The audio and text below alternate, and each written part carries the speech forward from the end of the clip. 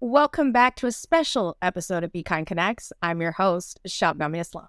And joining us today in the studio is Brett Christoffel, who is the founder and CEO of All Y'all's Foods, a mission-driven plant-based foods company based in Crossroads, Texas. Wow, Brett, it is a great honor to have you in our studio today. Oh, thanks for having me. It's great to be here. I appreciate it. And you are someone who has been part of the VKIND family from pretty much the beginning, as we've highlighted you and your company, All Y'all's Foods, in our Peel production. Absolutely. Yes. So we are grateful to have you here. What I really want to talk about today, let's talk about your shift into veganism. Okay. Is it true that it was 2 books that shifted your perspective? It was 2 books that started a shift over a period of time. So that was maybe 10 years ago. There's still, if I go into my Amazon account, you see where I bought the books, but it's the 1 Minute Cure and Medical Miracle. And I realized after reading those that everything I'd been told about healthcare, medicine, wellness, disease, healing, and everything else wasn't true. It's really about power and physical outcomes. And I started meeting people who had healed their disease through natural means, which I thought was all hippie cures. Who's doing that? These people were. And so that's kind of where it all began. Now, what prompted you to actually start reading these books? Were you dealing with a kind of health issue or something that was plaguing you? I had dealt with depression, mostly for a decade. And I read, outside of those 2 books, I had learned that our brains being 60% fat, if all we consume is garbage fats, what's going to happen with our mind? So I was told that I could reverse or eliminate ADD, bipolar disorder, or depression by introducing omega-3s into my diet. So I did 2 tablespoons of fresh ground flax seeds every morning. And within 4 months, my depression resolved, and I've been off medication ever since. And that was at least 10 years ago. And I love that you're actually using plant-based seed oils to provide you with these nutrients, because the common misconception is that getting your omega-3s, omega-6 fatty acids is predominantly obtained from animal fats, right? Like fish oils. Yeah, but there's no clean ocean. So why would I get it from the ocean? It's like salt. People talk about salt. I'm like, there's no clean ocean, so get old salt. And that either real salt out of Redmond, Utah, or a lot of pink Himalayan salt is actually coming from the Andes or someplace over yonder. And it's ancient seabeds. They weren't polluting back when. So it's just a cleaner version. And I love that you talk about cleanliness, and it kind of goes hands in hands with sustainability, right? Because when you talk about a clean ocean, we're not just talking about straight pollution of garbage and nets. We're talking about a variety of other factors that make our oceans unclean. Is that correct? Sure. No, absolutely. Yeah, it's a myriad of, no one's done less for the earth than humans. As far as polluting and damage. And again, a lot of time was just in ignorance. Right. But now we're not so ignorant, and, hopefully corporations will continue to shift. Now, as you shifted to getting plant-based sources of omega-3s and omega-6s after reading these 2 books, you said within 6 months, it transformed your health. So you are no longer dependent upon medication? Right. With antidepressants, no medication, no. But were you plant-based at that point? No. I even opened a raw vegan organic juice and smoothie bar because I found it was the most nourishing thing you serve people, but I eat meat and dairy all day long. So, again, I have an odd relationship with food, but for others, I wanted to nourish them.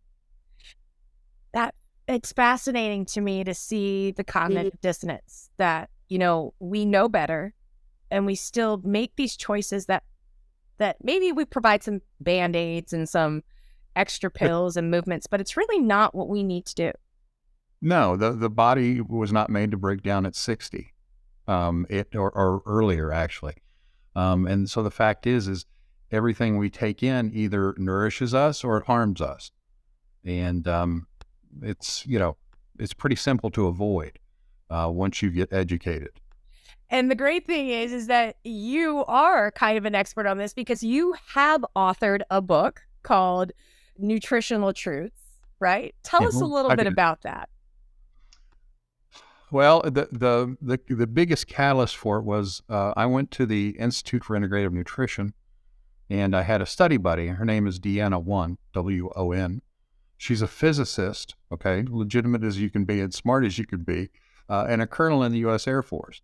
She's the only person I met who was in hospice care who's alive today. She was given 4 weeks to live due to stage 4 ovarian cancer.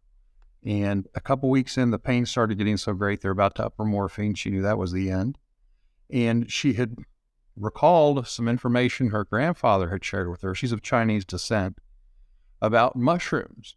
So she began a mushroom and modified Gerson regimen. It's 10 years later, and she's showing people how to heal All because from, the body is made to heal. all from You cut plants. your finger, what does it do? Heals.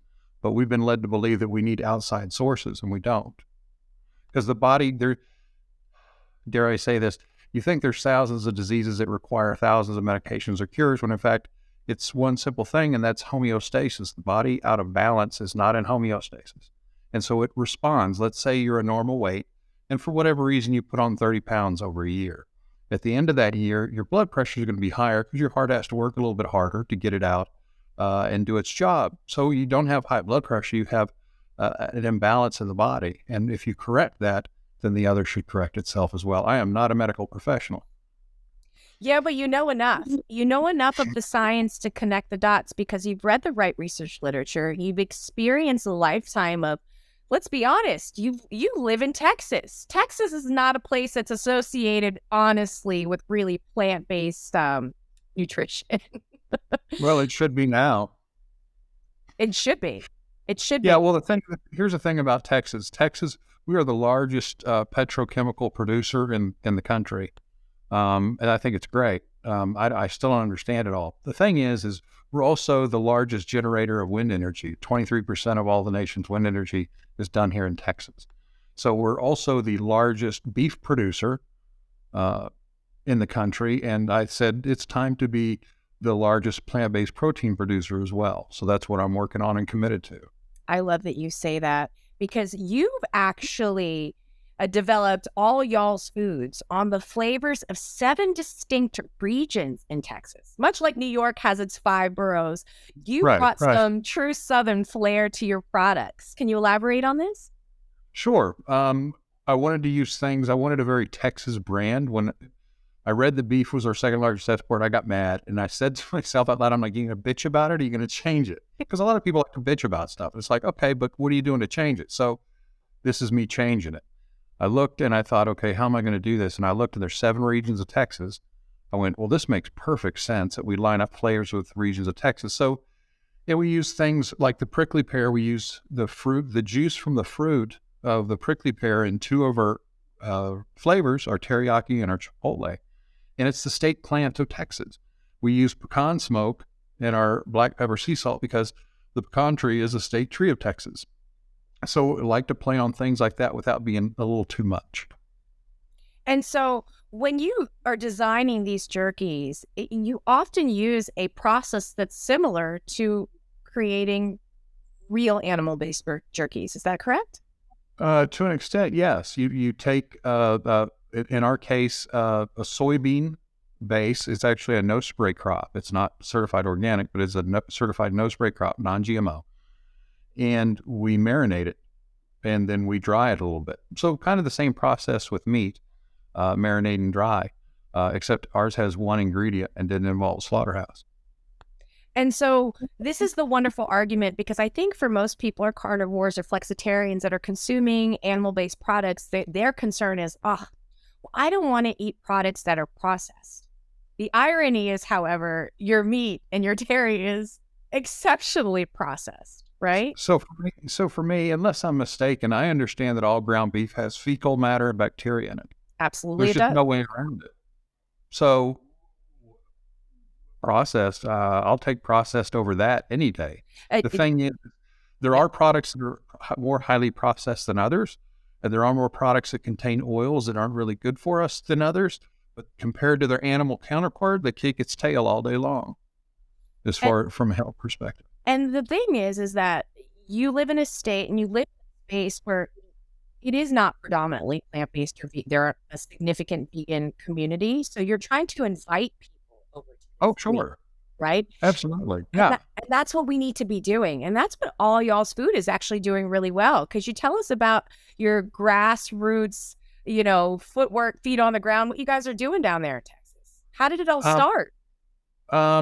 it all started with me making a decision I was going to be the change. And it requires education. Now, here's the neat thing. So we sell and sample at the State Fair, Texas, the oldest and largest state fair in the country, of course. And the first couple years I did it, people were like, what? Plant what?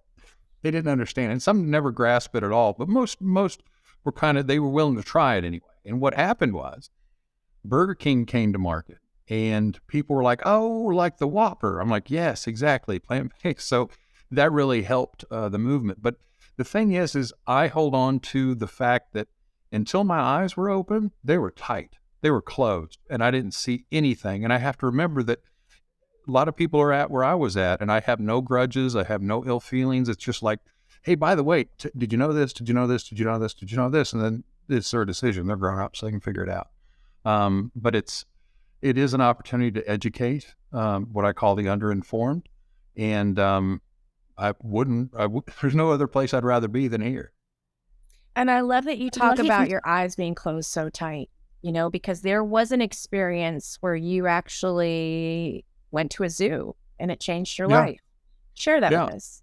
Well, in the book I wrote, Nutritional Truths, I talked about the elephant, the gorilla, and the rhino, because when I was reading up and I realized you got a 10,000-pound animal that doesn't eat burgers and Chick-fil-A, I'm like, hold on. And so it was important. There was a connection when I got to the zoo and I started seeing these animals, and then it hit me in an instant that all animals are present and they don't want to die.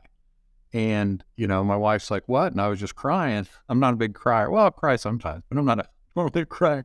What's going on? I'm like, I can't eat animals anymore. And that was almost 7 years ago. And for the record, 3 weeks ago, I had my blood tested. My protein and calcium were right in the middle.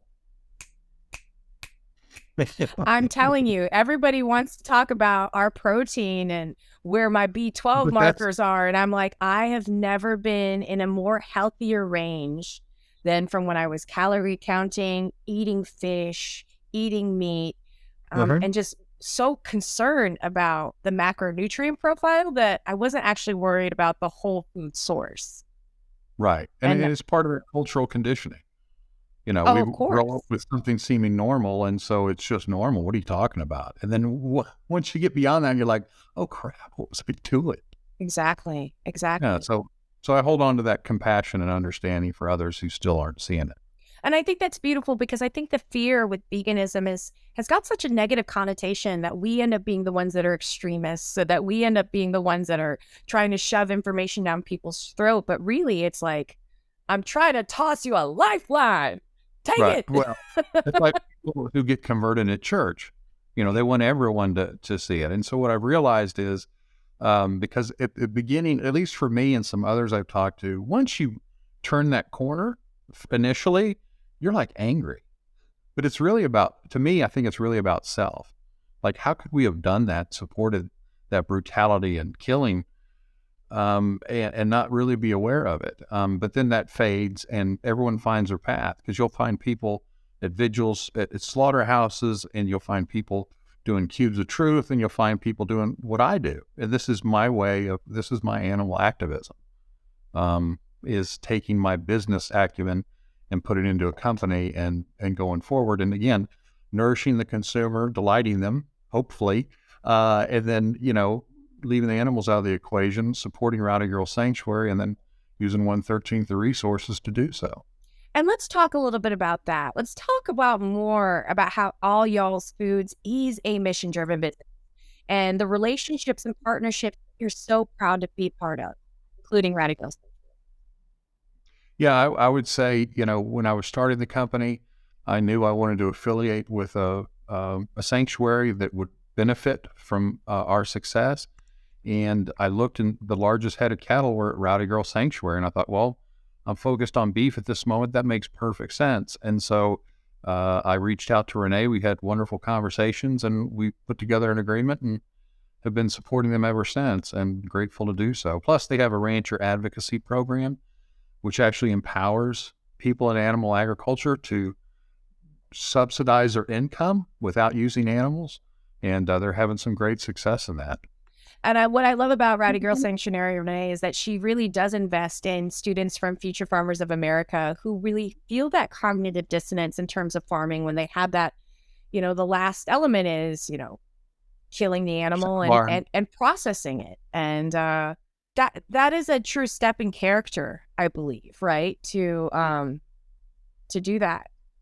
And again, animal agriculture, the way that it is now comparatively to way it was centuries ago, or even places that are more village-like, less industrialized, is not the problem. Even though we do know animal cruelty is a problem, they're sentient beings. Even fishing is problematic. But if we were to even present farming the way that it usually was, in terms of like having a symbiotic relationship with an animal, it simply isn't like that anymore. And no, and that's why all the antibiotics. I think 70% of big pharma's 80%, 80%, 80% of antibiotics are going to our animal agriculture. They live together like that. And I was just reading about a high rise in China they're building to raise pigs in. 26 stories. Yeah, you read it. So it's crazy. It's like, do y'all 100,000 every minute of every day? Is anyone? It's, again, I understand how people don't see it because I didn't for so long. And a meat-centric diet was normal. In fact, the first time I heard about meatless Mondays, I chuckled to myself. I was out driving and I laughed because I was like, I couldn't even think of a meatless snack.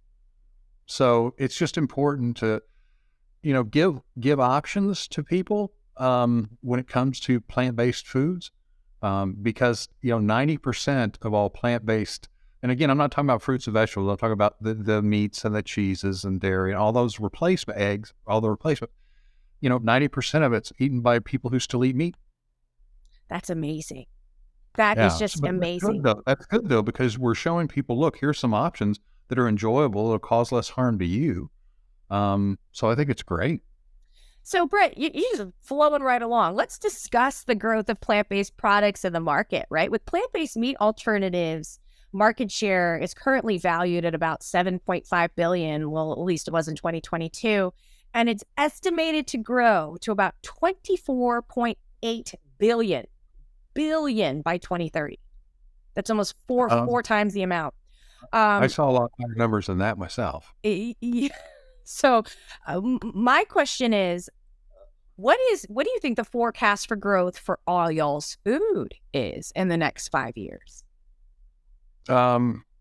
Fantastic. It's well, I mean, there's a lot of things we haven't come out with yet. Okay. There's just so much. There's so many opportunities in the space. And I wouldn't want to throw numbers out, but let's just say it's just going to keep getting better. And there's really no limit, because I really do believe there will come a day when people look at each other and they're like, people used to eat animals? Seriously? I don't know that it'll happen in my lifetime. The fact is I'm here to do as much as I can with all I can. Well, it's starting to shift in your lifetime. So in the next 5 years, what are we thinking? International expansion, new product lines, anything, any goodies you can give us here? Yes to all, but no, nothing I can share just yet. But I do promise that when we are close to launch, I'll reach back out and make sure you get to try it. Oh, that's awesome. And so right now, what is your primary plant-based ingredient that you're utilizing? Is it soy? Yeah, it's non-GMO soy. Absolutely. The soy we use in our baking bits is actually organic. We didn't pay the extra to claim it, so we will do that next time, and then it'll show up on the bags. And then the base of our jerky again is a certified no spray crop and non-GMO. I love that. And you really do. The protein's phenomenal. If you look at like statistics for pounds of protein you can take off an acre of land, soybeans about 350, beef 20. And when we think So about rate of return on investment, right? Like this is like basic debits and credits, people. Like if you were investing in a stock $100 and it gave you back 10 cents, would you continue to invest in the stock? No, you wouldn't. But this is what we do with animal agriculture. We continuously dump money. We subsidize this because the United States is the primary exporter of beef and importer of cheap beef. And so we are making we're making certain people so much money. And we're making the rest of the country incredibly sick because that is also a business, as Brett and I were talking about, right? 80% of antibiotics is going to animal agriculture. You're dealing with antibiotic resistance. You have antimicrobials in your system. We're dealing with preservatives and dyes and fecal matter. And mind you, all of the things that we've classified as food. Mm-hmm. Yeah, and people just think it's normal, and it's just not. You know, and what I really want to talk about here is now a cost of investment in resources, right? Because the cost of investment resources for basically curating 1 pound of beef is $800 or $800 for a cow, but the water footprint, right, is 1,800 gallons or 4,650 liters for each pound of beef. Now, how does this compare with like all y'all's products? Depending on whose stats and numbers you look at, we use 1/13 to 1/20 the land, fuel, and water to produce our product versus its animal protein counterpart. Now, are you fully sourcing or producing this product in the United States? Oh, yeah. Yeah.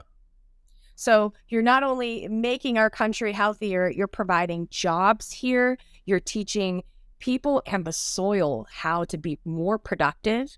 It's a different lifestyle here for you down in Texas. Yeah, it is. And again, I think as time goes by, people continue to see that, you know, these options are actually really good, and they're not exactly the same. But the fact is again, do you want to nourish yourself? Do you want to harm yourself? And that's what we do every time we either put something on us or put something in us. Now, Brett, you originally started your why to shifting to veganism as being a health-based or health-centric reason or ideology. Well, no, I just realized that there was power in plants, but that trip to the zoo is really what it just changed the channel. I went, what? Oh my God. Again, it's crazy. I can't explain it. It just happened. So I continue to look to the universe for guidance, and it keeps working. So I'm just going to keep going because I want to share this with people. We love that here at VKIND, that, you know, it is for the animals. And so what more can you share that you're doing through your animal advocacy or philanthropy to make this planet a better place for all sentient beings to live? I think just, you know, offering options, and we're going to be offering more options where you can get the satisfaction, enjoyment, and protein from a plant-based version of what used to involve animals. And, you know, outside of that, supporting Rowdy Girl and the organizations that I do, I would say one of the neat things that's happening now is the Agricultural Fairness Alliance has taken a position talking to the government going, hey, why don't we maybe up the fiber that people get? Because, you know, meat and dairy has no fiber, and our colons and our bodies were made to consume fiber.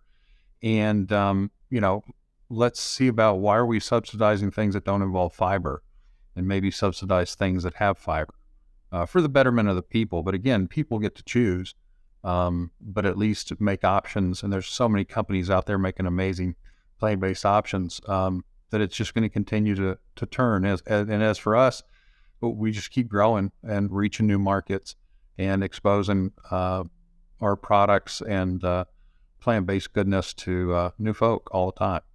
And you're right. The only way that we're really truly going to start changing the landscape is if we do get government to step in and truly change the way we promote plant-based eating, right? We subsidize the meat and dairy industry by the billions each year, and we only get approximately around 18 million for subsidizing fruits and vegetables and basic plant-based agriculture. Yeah, and the problem is there's no broccoli lobby. Or cauliflower. Well, cauliflower lobby would be pretty strong today because cauliflower has to do its power. Yeah, now you got the cauliflower rice team, so it's like its whole being. Yeah, so it's gonna as long as everyone who's doing what they're doing keeps doing it, we're gonna continue to gain more people to support our efforts, and it'll turn. It's in a process. It just hasn't done it yet, and I mean, so far as just a larger acceptance. And the neat thing that people can do is they can go and try a package of whether it's, Impossible meat or jerky, and just see what it's like, and realize that, it's nourishing you. It's not harming you. And there's a lot of good stuff there, and you don't have to worry about protein because, as I mentioned, and very recently, I'm like, how many protein departments there are in hospitals in America? None.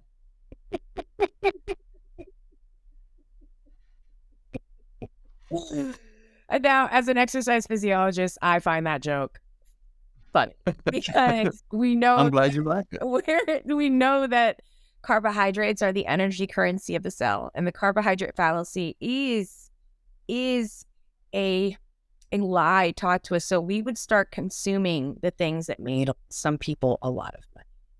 And I really do hope that people are starting to wake up, take the red pill, jump out of the matrix, join us on the real side of things, and try a new way of life.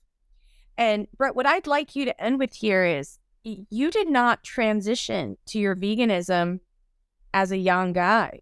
You decided to make a change as a older adult who literally has lived his life, had many jobs, eaten many animals, lived in Texas. So what message do you have for those folks at home? Feels like, it's too late. I'm stuck in my ways. This is who I am, and this is how I'm going to be. Well, and there are people who are there and going to stay there, and that's their choice. That's their right. They get to choose that. I would just encourage people to, whatever it is you really enjoy, try the plant-based version of it. Now, here's the thing. When it comes to, let's say, vegan or plant-based cheese, okay, there are dozens, okay, and you're going to have at least half a dozen different experiences. So I would say, give it a try. There are restaurants that are vegan restaurants. Try them, or plant. I don't know if they call them. They're usually vegan restaurants. Just try them. Go and get your normal dish veganized and see what that's like.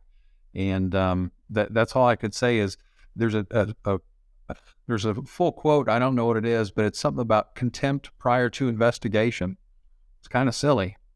I get it though, because again, that's not normal for us. And I hate to say it, but when I was in my 20s, I had a couple friends that were vegetarian. I was always like, what the heck? It makes absolutely no sense. And I remember driving in my car, looking at cows. We have a lot of cows in Texas. And looking at the cows in the field, and I go, I hope they're just seeing static. That's all they see. Again, I had no conception that they're present and aware, just like our dogs, just like our cats. But they are, and they have personalities, and they have family. They're very complex, actually. In some ways simple, but other ways complex. And it's like, do you really want to eat them? And hopefully more and more people will continue to see that it's all the brutality and death is not necessary. And there are amazing options out there, and you're not going to like every one, promise you. You're not, but try them. Because it'll do nothing but help you and not involve any animals. Because one thing I tell people is people are always clamoring for kindness and love and peace, and that's great. But look at what's on your plate, because that depicts whether that's true or not in your life. Because if you're paying someone to brutalize and kill animals for you to eat when it's not necessary, I don't know how peaceful that is. I don't know how kind that is.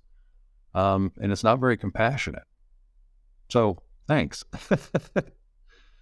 And that's a strong message. To have the birth of ego, you need to have the death of ego. And that wraps up this episode of VKIND Connects with Brett Christoffel, CEO and founder of All Y'all's Foods. Go to allyallsfoods.com to learn more about where you can get your hands on some of these delicious plant-based products. To watch this episode with Brett and many more, please go to www.vkindconnects.com. And thank you for continuing to support the veg economy, and I'll see you next time.